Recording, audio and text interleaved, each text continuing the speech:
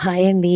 ఇవాళ కర్ణాటక స్పెషల్ వాంగీబాత్ చేస్తున్నాను. దానికోసం ఒక ప్యాన్ పెట్టుకొని హాఫ్ స్పూన్ పచ్చెనగపప్పు, హాఫ్ స్పూన్ సాయమినపప్పు, హాఫ్ స్పూన్ ధనియాలు, అదేవిధంగా హాఫ్ స్పూన్ నువ్వులు, ఇందులోనే చిటికెడు మెంతులు, పావు స్పూన్ జీలకర్ర వేసుకొని ఘాటుకు సరిపడా ఎండుమిర్చి వేసుకోవాలి. నేను ఇక్కడ 10 ఎండుమిర్చి వేసుకున్నాను. ఈ విధంగా వేయించేసుకోవాలండి. ఇది బాగా వేగిన తర్వాత చిన్న చెక్క ముక్క, 4 లవంగాలు, చిటికెడు ఇంగువ వేసి ఒక్క స్పూన్ కొబ్బరి పొడి కూడా వేసుకొని కలుపుకోవాలి. కొబ్బరి పొడి వేసాం కాబట్టి తొందరగా మాడిపోతుందండి, అందుకని చివరిలో వేసుకోవాలి.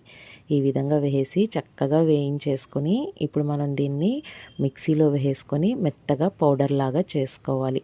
ఈ విధంగా పౌడర్ చేసుకొని పక్కన పెట్టుకోవాలి.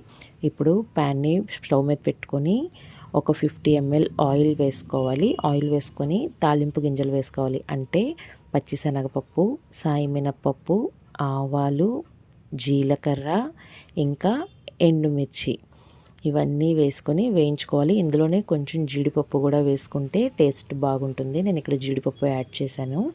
ఈ విధంగా అన్నీ బాగా కలిపేసుకొని వేయించుకోవాలి. ఇందులో ఒక్క రెబ్బ కరివేపాకు కూడా వేసి వేయించుకోవాలండి. ఇవన్నీ చక్కగా వేగిన తర్వాత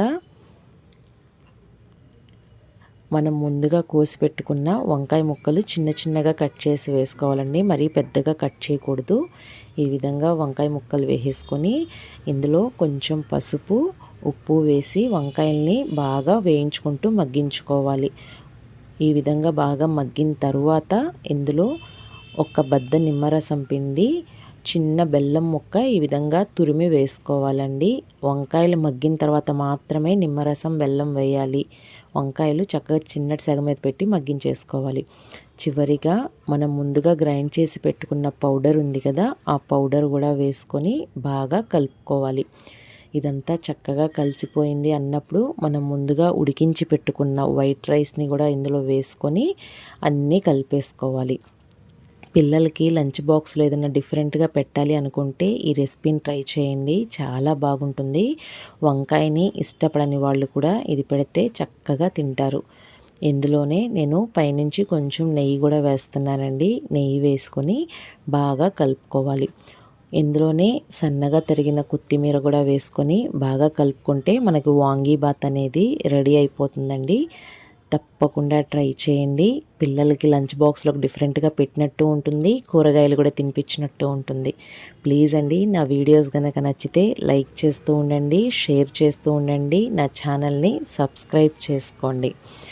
చూసారు కదా, ఈ విధంగా ప్రిపేర్ చేసేసుకొని మనం వేడివేడిగా సర్వ్ చేసుకుంటే సూపర్గా ఉంటుందండి. మనం దీంట్లో కాంబినేషన్గా రైతా కూడా పెట్టుకోవచ్చు, చాలా బాగుంటుంది. మీకు ఇంకేమన్నా కొత్త రెసిపీస్ కావాలి అనుకున్నా నాకు కింద కామెంట్ బాక్స్లో మెసేజ్ చేయండి, తప్పకుండా రిప్లై ఇస్తాను. Thanks for watching.